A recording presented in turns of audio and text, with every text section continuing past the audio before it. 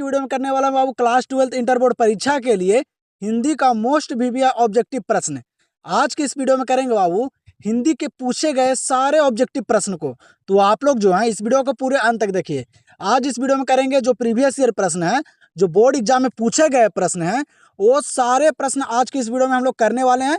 तो आप लोग जो है ये सारे प्रश्न को देख लीजिए और सारे प्रश्न को याद कर लीजिए, क्योंकि बाबू आज के इस वीडियो में ना बुक का सारा प्रश्न रहेगा और हिंदी व्याकरण का जो जो प्रश्न पूछा गया है बोर्ड एग्जाम में, सारे प्रश्न आज की इस वीडियो में रहने वाले हैं। तो आप लोग इस वीडियो को पूरे अंत तक देखिए। तो चलिए हम लोग करते हैं शुरू और करते हैं हिंदी का मोस्ट वीवीआई ऑब्जेक्टिव प्रश्न।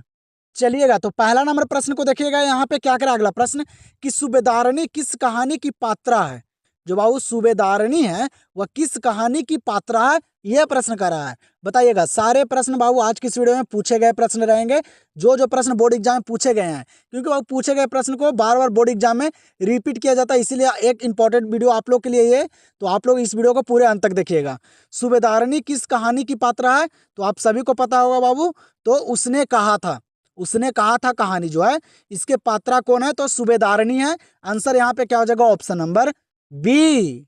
दूसरा नंबर प्रश्न को यहाँ पे देखिए क्या करा है। दूसरा नंबर प्रश्न कि मालती के बच्चे का नाम क्या था। मालती के जो बाबू बच्चे था उसका नाम क्या था, ये प्रश्न करा है। ये प्रश्न बाबू एग्जाम में आया गया प्रश्न है, बताइएगा जल्दी से। आप लोग जो है बाबू सारे प्रश्न को ना करते भी चलिए, ठीक है, खुद से करते चलिए और देखिए कि आप लोग कितने प्रश्न को सही कर पाते हो, ठीक है। तो मालती के बच्चे का नाम क्या था, बताइएगा। मालती के जो बेटा था बाबू उसका नाम क्या था, तो उसका नाम जो था वह क्या था, तो वह टीटी था। क्या नाम था बाबू, टीटी नाम था। याद रखिएगा ये प्रश्न को। यहाँ पे आंसर क्या हो जाएगा, ऑप्शन नंबर ए। चलिएगा अगला प्रश्न पे ध्यान दीजिएगा। यहाँ पे तीसरा नंबर प्रश्न क्या दिया गया है, करे बाबू कि जायसी किस भाषा के कवि थे। जो मलिक मोहम्मद जायसी हैं वह किस भाषा के कवि थे, ये प्रश्न कर रहा है, ठीक है। तो बताइएगा जल्दी से। जायसी जी जो है बाबू, मलिक मोहम्मद जायसी हैं, वह किस भाषा के कवि हैं, तो वह अवधी भाषा के कवि हैं। किस भाषा के, अवधी भाषा के कवि हैं। आंसर यहाँ पे क्या हो जाएगा इस प्रश्न का, ऑप्शन नंबर बी पे ध्यान दीजिएगा। अगला प्रश्न पे क्या करें, यहाँ पे अगला प्रश्न कि भारतवर्ष शब्द कौन संज्ञा है। बताइएगा भारतवर्ष शब्द जो है वह कौन सा संज्ञा है। और यह प्रश्न ना बाबू बोर्ड एग्जाम में कई बार पूछे गए प्रश्न है, याद रखेगा। साइंस के पेपर में बाबू ये पूछे गए प्रश्न है, तो आप लोग याद रखेगा भारतवर्ष जो है वह कौन सा संज्ञा है। याद रखेगा ये प्रश्न को। भारतवर्ष शब्द जो है ना वह कौन सा संज्ञा है, तो वह व्यक्तिवाचक संज्ञा है। कैसा बाबू, व्यक्तिवाचक संज्ञा है, याद रखिएगा, ठीक है। भारतवर्ष कैसा है, व्यक्तिवाचक संज्ञा है। आंसर यहाँ पे क्या हो जाएगा, ऑप्शन नंबर डी। यहाँ पे देखिए क्या कर रहा है कि बीजाक के रचयिता कौन है। बीजाक के जो रचयिता है, जो लेखक हैं, वह कौन है। बीजाक बाबू कौन लिखे हैं, बीजाक कौन रचित किए हैं। याद रखिएगा ये भी प्रश्न एग्जाम में कई बार पूछ चुके गए प्रश्न है बाबू, इसलिए बाबू जो प्रश्न ना बार बार पूछे गए हैं वो प्रश्न आप लोग को यहाँ पे मैं करवा रहा हूँ, ठीक है। तो याद रखिएगा बीजाक के रचयिता कौन है। बीजाक के जो रचयिता है ना वह कौन है, तो वह कबीर दास है। कौन है, कबीर दास हैं बीजाक के रचयिता। याद रखिएगा सारे प्रश्न को। आंसर यहाँ पे हो जाएगा क्या, ऑप्शन नंबर बी। 6 नंबर प्रश्न को देखिए। यहाँ पे क्या करा, 6 नंबर प्रश्न करा बाबू कि बा का उच्चारण स्थान क्या है। आप लोग के जैसे कि मैं बताया भी था अगले वीडियो में कि बाबू उच्चारण स्थान से ना 2 से 3 प्रश्न हर साल पूछे जा रहे हैं। तो आप लोग अच्छे तरीके से सारे उच्चारण स्थान को पढ़ लीजिएगा, ठीक है। अब ज़्यादा समय भी नहीं है बाबू बोर्ड एग्जाम का, तो आप लोग अच्छे तरीके से तैयारी कीजिए, जी जान लगा दीजिए बाबू। ये 4 मंथ आप लोग अपने आप को खुद से दे दीजिए कि आप लोग को बोर्ड एग्जाम में अच्छा मार्क्स आ सके, ठीक है। तो आप लोग अच्छे तरीके से तैयारी कीजिएगा। क्या करें यहाँ पे कि बा का उच्चारण स्थान क्या है। बा जो बोला जाता है वह किस चीज़ से बोला जाता है, तो आप लोग बाबू बोल के देख सकते हैं, ठीक है। बा जो बोला जाता है ना, बा को बोलने में जो उच्चारण होता है ना बाबू, वह ओठ होता है। क्या होता है बाबू, ओठ की सहायता से बाबू बा बोला जाता है। तो बा का उच्चारण स्थान क्या है, ओठ है। तो यहाँ पे आंसर क्या हो जाएगा, ऑप्शन नंबर सी। फिर यहाँ पे देखिए क्या करा है प्रश्न, करे बाबू कि बिस्नी किस एकांकी की पात्रा है। बिस्नी जो है ना बाबू वह किस एकांकी की पात्रा है, बताइएगा। सारे ऑप्शन को पढ़िएगा और आप लोग सारे प्रश्न को करते चलिएगा ईमानदारी पूर्वक से, ठीक है। तो बताइए जल्दी से, बिस्नी किस एकांकी की पात्रा है। याद रखिएगा किस एकांकी की बाबू, तो वह सिपाही की माँ। सिपाही की माँ जो बाबू कहानी है उसका पात्रा है कौन, बिस्नी। याद रखेगा बिस्नी बाबू सिपाही की माँ कहानी का पात्रा है। तो यहाँ पे आंसर क्या हो जाएगा, ऑप्शन नंबर ए। चलिएगा अगला प्रश्न पे ध्यान दीजिएगा आप लोग। क्या करा अगला प्रश्न कि हरचरना किस कविता का पात्र है? बताइएगा बाबू, हरचरना जो है वह किस कविता का पात्र है? आज की इस वीडियो में सारे प्रश्न इंपॉर्टेंट है, ठीक है। सारे प्रश्न गेसिंग किया गया प्रश्न है, तो आप लोग इस वीडियो को पूरे लास्ट तक देखना बाबू, नहीं भूलिएगा, ठीक है। 1 से 2 बार आप लोग देख लीजिएगा ये वीडियो को, क्योंकि इस वीडियो में सारे पूछे गए प्रश्न है, ठीक है, जो आप लोग को यहाँ से बोर्ड एग्जाम में नजर आएगा प्रश्न बाबू, ठीक है। तो बताइएगा जल्दी से, क्या करा कि हरचरना किस कविता का पात्र है? हरचरना बाबू किस कविता का पात्र है? याद रखिएगा, एग्जाम में पूछा गया प्रश्न है। हरचरना जो है ना वह अधिनायक कविता का पात्र है। किसका बाबू? अधिनायक कविता जो है उसका पात्र है हरचरना, याद रखिएगा। आंसर यहाँ पे क्या होगा? Option number C. चलिएगा ध्यान दीजिएगा अगला प्रश्न पे। क्या करें यहाँ पे कि अनल शब्द का पर्यायवाची क्या है? अनल शब्द का पर्यायवाची क्या होता है? बताइएगा, बताइएगा बाबू। पूछे गए प्रश्न बाबू, आप लोग अगर क्वेश्चन बैंक को पढ़ रहे होंगे अच्छे तरीके से तो आप लोग को प्रश्न यहाँ पे पता होगा। बताइएगा जल्दी से, अनल शब्द का पर्यायवाची क्या है? तो अनल का जो पर्यायवाची होता है ना वह क्या होता है? तो वह होता है बाबू आग। क्या होता है? आग का पर्यायवाची अनल होता है, ये भी याद रखिएगा, ठीक है। तो यहाँ पे क्या हो जाएगा आंसर? Option number A. चलिएगा तो अगला प्रश्न पे ध्यान दीजिए। यहाँ पे क्या करे अगला प्रश्न करे बाबू कि तुलसीदास का स्थायी निवास स्थान कहाँ था? बताइए तो तुलसीदास का जो अस्थायी निवास स्थान जो है वह कहाँ है? और ये प्रश्न है बाबू सबसे ज़्यादा इंपॉर्टेंट है, क्योंकि ये प्रश्न है ना ये साइंस के पेपर में, आर्ट्स के पेपर में और कॉमर्स के हिंदी के पेपर में बाबू पूछे गए हैं, ठीक है। आप लोग याद रखिएगा ये प्रश्न को, काफ़ी इंपॉर्टेंट प्रश्न है। क्या करा कि तुलसीदास का अस्थायी निवास स्थान कहाँ था? तो याद रखेगा कहाँ था बाबू तुलसीदास का अस्थायी निवास? तो वह काशी में था। कहाँ था? काशी में था। याद रखेगा ये प्रश्न, काफी इंपॉर्टेंट प्रश्न है। आंसर यहाँ पे क्या होगा? Option number B. 11 नंबर प्रश्न पे ध्यान दीजिएगा। क्या करा 11 नंबर प्रश्न करा बाबू कि भगत सिंह का जन्म कब हुआ था? भगत सिंह जी का जो जन्म हुआ था ना वह कब हुआ था? बताइएगा जल्दी से, जल्दी से बताइए बाबू। आप लोग सारे प्रश्न को करते चलिए खुद से, ठीक है। आप लोग को पता चल जाएगा कि आप लोग का तैयारी कितना बेहतर है, क्योंकि आज की इस वीडियो में हिंदी व्याकरण और बुक का सारे प्रश्न हैं। तो आप लोग सारे प्रश्न को करते चलिए और खुद से देखिए कि आप लोग कितने प्रश्न को सही कर पाते हो, ठीक है। तो भगत सिंह का जन्म कब हुआ था? याद रखेगा सन 1907 में। कब हुआ था? सन 1907 में भगत सिंह का जन्म हुआ था। तो यहाँ पे क्या हो जाएगा आंसर? Option number A. तो यहाँ पे देखिए बाबू मुहावरा पूछा गया है। मुहावरा भी बाबू बोर्ड एग्जाम में पूछे जा रहे हैं 2 से 3 प्रश्न, ठीक है, याद रखेगा। क्या करा कि नाच नचाना मुहावरे का अर्थ है? बताइए तो, नाच नचाना मुहावरे का अर्थ क्या है? याद रखेगा, नाच नचाना मुहावरे का अर्थ क्या होता है? तो वह होता है बाबू तंग करना। क्या होता है? तंग करना। आप लोग सोच समझ के अच्छे तरीके से सारे प्रश्न को पढ़कर उसका अर्थ निकाल कर बाबू सारे ऑप्शन को पढ़कर ही आंसर कीजिएगा, ठीक है। जल्दबाजी में नहीं कीजिएगा, आप लोग को वहाँ पे समय मिलेगा अच्छा खासा।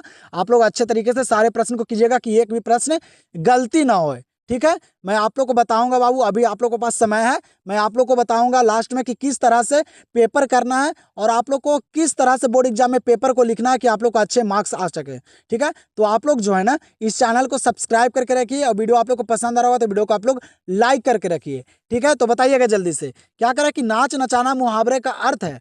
तो नाच नचाना मुहावरे का अर्थ क्या होता है? तंग करना होता है। तो आंसर यहाँ पे क्या हो जाएगा? Option number B. चलिएगा तो अगला प्रश्न को देखिएगा, काफी इंपॉर्टेंट प्रश्न है बाबू, कई बार बोर्ड एग्जाम में ये भी प्रश्न आया गया प्रश्न है। क्या करें कि किस कवि का मूल नाम राम बोला था? बताइए तो किस कवि का बाबू मूल नाम जो था वह राम बोला था? देख सकते हैं आप लोग कि किस तरह से बोर्ड एग्जाम में प्रश्न पूछे जा रहे हैं, ठीक है। तो बताइएगा जल्दी से, किस कवि का मूल नाम राम बोला था? याद रखेगा किस कवि का बाबू? तो वह तुलसीदास का। किनका? तुलसीदास का जो नाम था ना वह राम बोला था, याद रखेगा। और बाउल जो नाम था ना वह बाबू जयप्रकाश नारायण जी का बचपन का नाम था, ये भी याद रखेगा। तो यहाँ पे क्या हो जाएगा इस प्रश्न का आंसर? Option number A. चलिएगा तो अगला प्रश्न यहाँ पे देखिए 14 नंबर प्रश्न को। क्या करें कि बाल कृष्ण भट्ट किस काल के रचनाकार हैं? बाल कृष्ण भट्ट जी जो हैं बाबू वह किस काल के रचनाकार हैं? बताइएगा, आर्ट्स के पेपर में पूछा गया प्रश्न है बाबू, याद रखेगा। बाल कृष्ण भट्ट जो हैं वह किस काल के रचनाकार हैं? तो वह हैं भारतेंदु युग के रचनाकार। किस काल के? भारतेंदु युग के रचनाकार हैं। कौन? तो बाल कृष्ण भट्ट जी। आंसर यहाँ पे क्या हो जाएगा? Option number A. चलिएगा तो अगला प्रश्न पे ध्यान दीजिएगा, काफी इंपॉर्टेंट प्रश्न है। क्या करा है ना कि अब उपसर्ग से बना हुआ शब्द कौन है? आप लोग को मैं बताया था, जो हिंदी व्याकरण का मैं पेपर करवाया था उसमें बताया था बाबू कि उपसर्ग जो होता है ना वह किसी शब्द का आगे में जुड़ता है, कहाँ, आरंभ में जुड़ता है और उसका अर्थ बतलाता है। तो यहाँ पे प्रश्न क्या करा है ना कि अब उपसर्ग से बना हुआ शब्द कौन है, अब से बना हुआ यहाँ पे शब्द कौन है। तो आप लोग ऑप्शन को देखिए और बताइएगा जल्दी से आंसर को। तो बाबू अब से उपसर्ग बना हुआ शब्द कौन है, तो अब कहाँ किस शब्द में आगे लगा हुआ है, तो आप लोग देख सकते हैं अवज्ञा। किसमें बाबू, अवज्ञा में बाबू उपसर्ग में जो बाबू अब है वह आगे में लगा हुआ है। तो अब उपसर्ग से बना हुआ शब्द कौन है, तो वह क्या होगा, तो अवज्ञा होगा। आंसर यहाँ पे क्या हो जाएगा, ऑप्शन नंबर डी। चलिएगा तो यहाँ पे देखिए अगला प्रश्न पे क्या करें कि कारक के कितने भेद हैं, कारक के जो भेद हैं वह कितने हैं, ये प्रश्न कर रहा है। तो बताइएगा जल्दी से कारक के कितने भेद होते हैं, तो आप सभी को पता होगा बाबू। और आप लोग ना कारक के पूरे भेद को याद कर लीजिएगा, क्योंकि उसके थ्रू भी बाबू प्रश्न कई सारे पूछे जाते हैं बोर्ड एग्जाम में, ठीक है। तो याद रखेगा कारक के भेद भी। तो कारक के कितने भेद हैं, तो सभी को पता होगा कितने बाबू, 8 भेद हैं। कारक के कितने भेद हैं, 8 भेद हैं। आंसर यहाँ पे क्या होगा, ऑप्शन नंबर ए। तो फिर यहाँ पे अगला प्रश्न पे ध्यान दीजिएगा। आप लोग क्या करा है ना कि तुलसीदास के दीक्षा गुरु कौन थे, बताइए बाबू। अब आज की वीडियो में सारे बाबू पूछे गए प्रश्न हैं, ठीक है। तो आप लोग पूरे अंत तक वीडियो को देखिए और सारे प्रश्न को याद कर लीजिएगा, ठीक है। तो तुलसीदास के दीक्षा गुरु कौन थे, तो तुलसीदास के जो दीक्षा गुरु हैं वह कौन है, तो वह है बाबू नरहरिदास हैं। कौन है, नरहरिदास हैं बाबू तुलसीदास के दीक्षा गुरु, याद रखेगा। आंसर यहाँ पे क्या हो जाएगा, ऑप्शन नंबर सी। यहाँ पे देखिएगा अगला प्रश्न क्या पूछा गया है और काफी इंपॉर्टेंट प्रश्न है बाबू, बार बार ये भी प्रश्न आ रहा है बोर्ड एग्जाम में। क्या करा है ना कि कुड़माई का क्या अर्थ होता है, कुड़माई का जो अर्थ होता है ना वह क्या होता है, ये प्रश्न करा है। तो बताइएगा जल्दी से कुड़माई का क्या अर्थ होता है। याद रखेगा कुड़माई का जो अर्थ होता है ना वह होता है बाबू मंगनी। क्या होता है, मंगनी होता है बाबू कुड़माई का अर्थ, याद रखेगा। ये बाबू कहानी में पूछा गया था। तो यहाँ पे आंसर क्या हो जाएगा, ऑप्शन नंबर बी। चलिए तो यहाँ पे देखिए काफी इंपॉर्टेंट प्रश्न है। क्या करें ना कि अंडे के छिलके के रचनाकार का नाम क्या है, बताइएगा। अंडे के छिलके के जो रचनाकार हैं उनका नाम क्या है, ये प्रश्न कर रहा है बाबू। तो अंडे के छिलके जो है बाबू वह कौन लिखे हैं, इसके रचनाकार कौन है, बताइएगा। ये प्रश्न एग्जाम में आया गया प्रश्न है, तो याद रखिएगा बाबू, ठीक है। याद रखिएगा ये प्रश्न को। क्या करें कि अंडे के छिलके के रचनाकार का नाम क्या है, तो वह है बाबू मोहन राकेश। कौन है बाबू, मोहन राकेश लिखे हैं बाबू अंडे के छिलके, ये हैं बाबू इनके रचनाकार। तो आंसर यहाँ पे क्या होगा, ऑप्शन नंबर ए। तो यहाँ पे देखिए 20 नंबर प्रश्न को, और आप लोग जो है ना बाबू, आप लोग ये 20 नंबर प्रश्न का आंसर आप लोग कीजिएगा कमेंट सेक्शन में। ये प्रश्न आप लोग के लिए है, ठीक है। मैं हर वीडियो में आप लोग को एक प्रश्न देता हूँ जिसका आंसर बाबू कमेंट सेक्शन में करना रहता है। तो आप लोग ये 20 नंबर प्रश्न का आंसर बताइए जल्दी से कमेंट सेक्शन में। देखते हैं कितने बच्चों को याद है ये प्रश्न। क्या करें कि चंद्रधर शर्मा गुलेरी की कितनी कहानियां हैं, जो चंद्रधर शर्मा गुलेरी जी की जो कहानियां हैं वह कितनी कहानियां हैं, बताइएगा आप लोग। चंद्रधर शर्मा गुलेरी जी की कितनी कहानियां हैं, तो आप लोग जो है ये जल्दी से बाबू 20 नंबर प्रश्न का आंसर कमेंट सेक्शन में दीजिए। देखते हैं कितने बच्चों को ये प्रश्न का आंसर पता है। तो चलिए हम लोग देखते हैं अगले प्रश्न को। चलिए तो यहाँ पे देखिए अगला प्रश्न को। क्या करा कि पंच प्रमाण शब्द कौन समास है, बताइएगा। पंच प्रमाण शब्द कौन समास है बाबू, बताइएगा आप लोग जल्दी से, ठीक है। आप लोग हिंदी व्याकरण के वीडियो नहीं देखे हैं तो आप लोग जाइए और प्ले लिस्ट में बाबू आप लोग देखिए जल्दी से, क्योंकि वहाँ पे सारे प्रश्न को डिटेल से बताया गया था कि किस तरह से ग्रामर के प्रश्न को बाबू करना है आप लोग को बोर्ड एग्जाम में। तो आप लोग जाइए और सारे प्रश्न को देख लीजिए, ठीक है। क्या करें यहाँ पे कि पंच प्रमाण शब्द कौन समास है, तो यहाँ पे बाबू पंच मतलब 5 होता है। तो बताए थे कि जिसमें नंबर आएगा ना, जिस वर्ड में आगे नंबर रहेगा वह कौन सा समास होगा, तो वह बाबू द्विगु समास होगा। क्या होगा बाबू, द्विगु समास होगा। जिसमें नंबर रहता है आगे वह द्विगु समास होता है। तो यहाँ पे पंच बोल रहा है तो पंच मतलब होता है 5। तो पंच प्रमाण शब्द कौन सा समास है, तो वह द्विगु समास है। आंसर यहाँ पे हो जाएगा ऑप्शन नंबर सी। चलिए तो फिर यहाँ पे ध्यान दीजिएगा। क्या करें अगला प्रश्न कि अधिकतम शब्द का विलोम क्या है। अधिकतम मतलब होता है बाबू अधिक मतलब ज्यादा। तो यहाँ पे ज्यादा का जो विलोम होगा, जो उल्टा होगा वह क्या होगा, अधिकतम शब्द का विलोम क्या होगा। अधिकतम मतलब ज्यादा होता है तो इसका उल्टा क्या होगा बाबू, तो अधिकतम शब्द का विलोम क्या होगा, उल्टा क्या होगा, तो वह होगा न्यूनतम। क्या होगा बाबू, न्यूनतम होगा। अधिकतम शब्द का विलोम क्या होगा, न्यूनतम मतलब कम, ठीक है। याद रखेगा। आंसर यहाँ पे क्या हो जाएगा, ऑप्शन नंबर ए। तो फिर यहाँ पे देखिए अगला प्रश्न पे क्या करा अगला प्रश्न कि निम्न में से किस कहानी में गैगरिन का उल्लेख है? बताइए तो यहाँ पे बाबू ऑप्शन दिया गया है, इसमें कौन सा कहानी जो है जिसमें बाबू गैगरिन का उल्लेख किया गया है? वो आप लोग याद रखेगा कि गैगरिन जो है ना वह एक प्रकार का बीमारी है। क्या है? गैगरिन जो है वह एक प्रकार का क्या है? तो बीमारी है, याद रखिएगा। तो निम्न में से किस कहानी में गैगरिन का उल्लेख है? तो वह है बाबू रोज कहानी।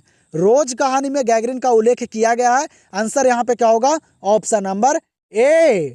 लोग अभी तक इस चैनल से नहीं जुड़े हैं तो आप लोग चैनल को सब्सक्राइब कर लीजिएगा, क्योंकि बाबू आप लोग को जब तक एग्जाम नहीं हो जाता तब तक आप लोग के यहाँ पे ऑब्जेक्टिव मैं और सब्जेक्टिव सारा करवाऊंगा आप लोग को। ठीक है, मैं सब्जेक्टिव का गेसिंग आप लोग को जल्द ही दूंगा बाबू कि कौन कौन से प्रश्न इंपॉर्टेंट है, कौन कौन से प्रश्न आप लोग को पढ़कर जाना है। सारे प्रश्न रटने का जरूरत नहीं है।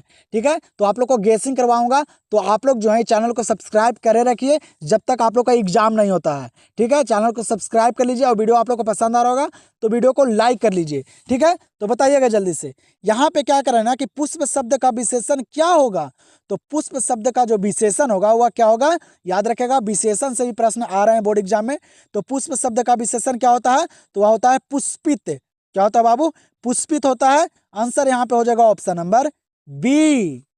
चलिएगा, तो यहाँ पे ध्यान दीजिएगा अगला प्रश्न पे क्या कराए। अगला प्रश्न कि मुक्ति बोध का पूरा नाम क्या है? मुक्ति बोध का जो पूरा नाम है बाबू वह क्या है? ये भी प्रश्न एग्जाम में पूछा गया प्रश्न है, तो आप लोग याद रखिएगा सारे प्रश्न को। तो मुक्ति बोध का पूरा नाम क्या है? तो मुक्ति बोध का जो पूरा नाम है ना वह क्या है? तो गजानन माधव मुक्ति बोध। क्या नाम है बाबू? गजानन माधव मुक्ति बोध। ये बाबू मुक्ति बोध का पूरा नाम है, एग्जाम में आया गया प्रश्न है, इसीलिए आप लोग को यहाँ पे मैं करवा रहा हूँ। ठीक है, तो आंसर क्या हो जाएगा? Option number C. चलिए, तो यहाँ पे देखिए प्रश्न क्या करें। यहाँ पे कह रहा है ना बाबू कि परलोक शब्द में उपसर्ग क्या है? परलोक शब्द में जो उपसर्ग है वह क्या है? तो अभी जस्ट आप लोग को बताया था कि उपसर्ग किस तरह से बनाना है। तो बाबू परलोक में उपसर्ग क्या होगा? जो आगे वाला शब्द रहता है ना वही बाबू होता है उपसर्ग। तो परलोक में उपसर्ग क्या है? तो वह है पर। क्या है? पर है बाबू, उपसर्ग है। तो यहाँ पे परलोक में आंसर क्या होगा? Option number A. तो अगला प्रश्न यहाँ पे क्या करा है ना कि निम्नलिखित में से कौन कवि छायावादी हैं? यहाँ पे कौन कवि जो है वह छायावादी कवि हैं? बताइएगा, काफी इंपॉर्टेंट प्रश्न है। बताइए जल्दी से आप लोग कि निम्नलिखित में से कौन कवि छायावादी हैं? छायावादी कवि कौन है यहाँ पे? याद रखिएगा, ये भी एग्जाम में आया गया प्रश्न है, तो याद रखिएगा, क्योंकि बाबू आज की इस वीडियो में सारे पूछे गए प्रश्न आप लोग को करवा रहा हूँ। ठीक है, और आप लोग को हिंदी का एक वीडियो और दे दूंगा जो बाबू आप लोग का मैराथन रहेगा, जिसमें बाबू पूरा निचोड़ ऑब्जेक्टिव रहेगा व्याकरण और बुक का, जो आप लोग का 2 से 3 घंटे का वीडियो रहेगा। ठीक है, तो आप लोग उस वीडियो को पूरे अंत तक देख लीजिएगा। तो बताइएगा यहाँ पे क्या करा प्रश्न कि निम्नलिखित में से कौन कवि छायावादी हैं? छायावादी कौन कवि हैं? याद रखिएगा, जयशंकर प्रसाद जी हैं। कौन बाबू? जयशंकर प्रसाद जी हैं छायावादी कवि। आंसर यहाँ पे हो जाएगा ऑप्शन नंबर बी। तो यहाँ पे प्रश्न क्या करा है कि किसी भाषा के मूल शब्द को क्या कहते हैं? किसी भाषा के मूल शब्द को क्या कहते हैं? बताइएगा, ये एग्जाम में आया गया प्रश्न है। तो किसी भाषा के मूल शब्द को जो कहा जाता है ना उसे तत्सम कहते हैं। क्या? किसी भाषा के मूल शब्द को क्या कहते हैं? तत्सम कहते हैं। ये प्रश्न को याद रखेगा, क्या कहा जाता है? तत्सम कहा जाता है। आंसर यहाँ पे होगा ऑप्शन नंबर ए। चलिएगा, तो यहाँ पे देखिए पहला चैप्टर से प्रश्न पूछा गया है। क्या करा कि बाल कृष्ण भट्ट की माता का नाम क्या है? बाल कृष्ण भट्ट जी की माता का जो नाम है वह क्या है? यह प्रश्न करा है, याद रखेगा। बाल कृष्ण भट्ट जी की माता का जो नाम है ना वह क्या है बाबू? तो वह नाम है पार्वती देवी। ये भी एग्जाम में आया गया प्रश्न है। क्या नाम है बाल कृष्ण भट्ट जी की माता का? पार्वती देवी नाम है। आंसर यहाँ पे क्या हो जाएगा? Option number C. चलिएगा, तो यहाँ पे अगला प्रश्न को देखिएगा और आप लोग ना बाबू लेखक और चैप्टर को ना अच्छे तरीके से याद कर लीजिएगा, क्योंकि बोर्ड एग्जाम में ना 3 से 4 प्रश्न लेखक और चैप्टर से पूछे जा रहे हैं। आप लोग 2024 के साइंस के बाबू क्वेश्चन बैंक उठा के देखिएगा, उसमें ना 5 से 6 प्रश्न पूछे गए थे लेखक और चैप्टर से। तो आप लोग याद रखेगा अच्छे तरीके से। ठीक है, आप लोग को भी पेपर में पूछे जाएंगे, तो आप लोग याद रखेगा। चलिए बताइएगा यहाँ पे क्या करा प्रश्न कि जयप्रकाश नारायण की रचना का नाम क्या है? बताइए, जयप्रकाश नारायण जो बाबू लिखे हैं चैप्टर उसका नाम क्या है? तो ये सभी बच्चे को पता होगा बाबू, ये सारे लोग का पता होगा कि जयप्रकाश नारायण की रचना जो है वह कौन सा है। तो याद रखेगा कौन सा बाबू? संपूर्ण क्रांति। जयप्रकाश नारायण की रचना का नाम क्या है? संपूर्ण क्रांति है। आंसर यहाँ पे होगा ऑप्शन नंबर सी। प्रश्न को देखिए क्या कह रहा है कि साहित्य लहरी किनकी रचना है। साहित्य लहरी जो है वह किनकी रचना है। ये भी प्रश्न ना एग्जाम में कई बार पूछे गए हैं, याद रखिएगा। ठीक है, सारे पेपर में पूछे गए हैं, साइंस के और बाबू आर्ट्स के और कॉमर्स के तीनों पेपर में ये प्रश्न पूछे गए हैं। साहित्य लहरी किनकी रचना है, तो वह बाबू सूर्यदास की रचना है। किनकी? सूर्यदास की रचना है साहित्य लहरी, याद रखेगा। आंसर यहाँ पे क्या होगा? Option number A. चलिएगा तो फिर यहाँ पे अगला प्रश्न को देखिए क्या कह रहा है कि तुलसीदास का सर्वश्रेष्ठ महाकाव्य कौन है। तुलसीदास का जो सबसे बाबू सर्वश्रेष्ठ महाकाव्य जो है ना वह क्या है। काफी इंपॉर्टेंट प्रश्न है बाबू, बताइए जल्दी से कीजिए आप लोग ये प्रश्न का आंसर। ये प्रश्न काफी इंपॉर्टेंट है। क्या कह रहा है कि तुलसीदास का सर्वश्रेष्ठ महाकाव्य कौन है। याद रखेगा तुलसीदास का बाबू जो सर्वश्रेष्ठ महाकाव्य जो है ना वह रामचरितमानस है। क्या है? रामचरितमानस है। अगर बोर्ड एग्जाम में पूछेगा कि रामचरितमानस के लेखक कौन है तो याद रखिएगा तुलसीदास। ठीक है, इस तरह से ये प्रश्न एग्जाम में आ रहे हैं। ठीक है, तो यहाँ पे आंसर क्या हो जाएगा? Option number C. फिर यहाँ पे प्रश्न को देखिए क्या कह रहा है कि बजीरा सिंह किस कहानी का पात्र है। बजीरा सिंह किस कहानी का पात्र है? ये सारे बच्चों को पता होगा। बजीरा सिंह जो है वह किस कहानी का पात्र है? एग्जाम में आया गया प्रश्न है बाबू ये। ठीक है, बोर्ड एग्जाम में पूछा गया प्रश्न है, याद रखेगा। बजीरा सिंह जो है ना वह किस कहानी का पात्र है? तो उसने कहा था कहानी का। किसका बाबू? उसने कहा था कहानी का पात्र है बजीरा सिंह। आंसर यहाँ पे होगा ऑप्शन नंबर ए। चलिएगा तो यहाँ पे देखिए 34 नंबर प्रश्न, काफी इंपॉर्टेंट प्रश्न दिया गया है। क्या कराना 34 नंबर प्रश्न कि कमल नयन शब्द कौन समास है। बताइएगा कमल नयन जो शब्द है यह बाबू कौन सा समास है। ये एग्जाम में आया गया प्रश्न है, तो बताइएगा जल्दी से। तो कमल नयन जो है ना वह कौन सा समास है? तो वह बाबू कर्मधारय समास है। कौन सा समास? कर्मधारय समास है, याद रखेगा। आंसर यहाँ पे हो जाएगा ऑप्शन नंबर सी। तो अगला प्रश्न पे ध्यान दीजिएगा। यहाँ पे क्या करा है अगला प्रश्न कि गंडक नदी की चर्चा किस शीर्षक पाठ में है। बताइएगा गंडक नदी की जो चर्चा की गई है ना वह कौन से कहानी में, कौन से कविता में की गई है, ये प्रश्न करा है। आप लोग पढ़े होंगे तो आप लोग को पता होगा, बताइएगा जल्दी से। गंडक नदी की चर्चा किस शीर्षक पाठ में है? याद रखिएगा कौन से बाबू? तो ओ सादा नीरा में। कौन सा? ओ सादा नीरा पाठ में बाबू गंडक नदी की चर्चा की गई है। आंसर यहाँ पे हो जाएगा ऑप्शन नंबर ए। यहाँ पे देखिए अगला प्रश्न को यहाँ पे 36 नंबर प्रश्न देगा। क्या कह रहा है कि लिंग शब्द किस भाषा का शब्द है। लिंग शब्द जो है यहाँ पे वह किस भाषा का शब्द है, ये प्रश्न कर रहा है। तो बताइएगा जल्दी से लिंग शब्द किस भाषा का शब्द है। याद रखेगा एग्जाम में आया गया प्रश्न है बाबू, ये संस्कृत भाषा का शब्द है। लिंग शब्द जो है यह संस्कृत भाषा का शब्द है। आंसर यहाँ पे क्या हो जाएगा? Option number C. अगला प्रश्न यहाँ पे क्या करा है करा बाबू कि प्रथम शब्द का विशेषण क्या है। प्रथम शब्द का जो विशेषण है वह क्या है, यह प्रश्न करा है। तो बताइएगा जल्दी से। याद रखिएगा प्रथम शब्द का जो विशेषण होता है ना वह क्या होता है? तो वह प्राथमिक होता है। क्या होता है? प्राथमिक होता है प्रथम शब्द का विशेषण, याद रखिएगा। ठीक है, प्रथम शब्द का विशेषण क्या होता है? प्राथमिक होता है। तो यहाँ पे क्या होगा आंसर? Option number A. अगला प्रश्न को देखिए, यहाँ पे काफी इंपॉर्टेंट प्रश्न पूछा गया है। क्या कराना बाबू कि छप्पय क्या है। बताइएगा छप्पय जो है वह क्या है? अलंकार है, रस है कि छंद है कि संधि है। बताइएगा, सारे ऑप्शन को पढ़िए और बताइए सारे प्रश्न का आंसर बाबू आप लोग। ठीक है, तो छप्पय जो है वह क्या है? याद रखेगा ये प्रश्न एग्जाम में आया गया प्रश्न है, काफी इंपॉर्टेंट प्रश्न है, याद रखेगा। इस तरह के प्रश्न में छप्पय जो है ना वह बाबू छंद है। क्या है? छंद है छप्पय। तो यहाँ पे आंसर हो जाएगा ऑप्शन नंबर सी। फिर यहाँ पे देखिए उच्चारण स्थान से प्रश्न पूछा गया है। बताइएगा जल्दी से। क्या करें कि का उच्चारण स्थान क्या है। का जो उच्चारण स्थान है वह क्या है बाबू? बताइएगा। आप लोग को ना उच्चारण स्थान मैं पढ़ा दूंगा। ठीक है, मैं आप लोग के लिए उच्चारण स्थान के लिए एक वीडियो जरूर बना दूंगा, उसमें आप लोग को बता दूंगा कि किस तरह से आप लोग को याद करना है। ठीक है, तो बताइएगा जल्दी से का उच्चारण स्थान क्या है। तो का जो उच्चारण स्थान है ना वह बाबू कंठ है। का जो बोला जाता है वह कंठ से बोला जाता है, आप लोग को पता होगा। का से लेके बाबू घा तक आप लोग याद रखेगा कंठ से बोला जाता है, और वड़ा भी, लेकिन अड़ा का नासिका भी होता है। ठीक है, तो यहाँ पे क्या हो जाएगा इस प्रश्न का आंसर? Option number A. अगला प्रश्न यहाँ पे दिया गया है। क्या करेगा प्रश्न की भगत सिंह निम्नलिखित में से किस प्रदेश के थे। भगत सिंह जो है वह किस प्रदेश के थे, ये प्रश्न करा है। ये एग्जाम में पूछा गया प्रश्न है बाबू, तो याद रखेगा आप लोग। ठीक है, भगत सिंह जो है वह बाबू किस प्रदेश के थे, याद रखेगा। कहाँ के थे भगत सिंह? तो वह बाबू पंजाब के थे। कहाँ के? पंजाब के थे, याद रखिएगा ये प्रश्न को। भगत सिंह कहाँ के थे? पंजाब के थे। ये एग्जाम में पूछा गया प्रश्न है। आंसर यहाँ पे हो जाएगा ऑप्शन नंबर बी।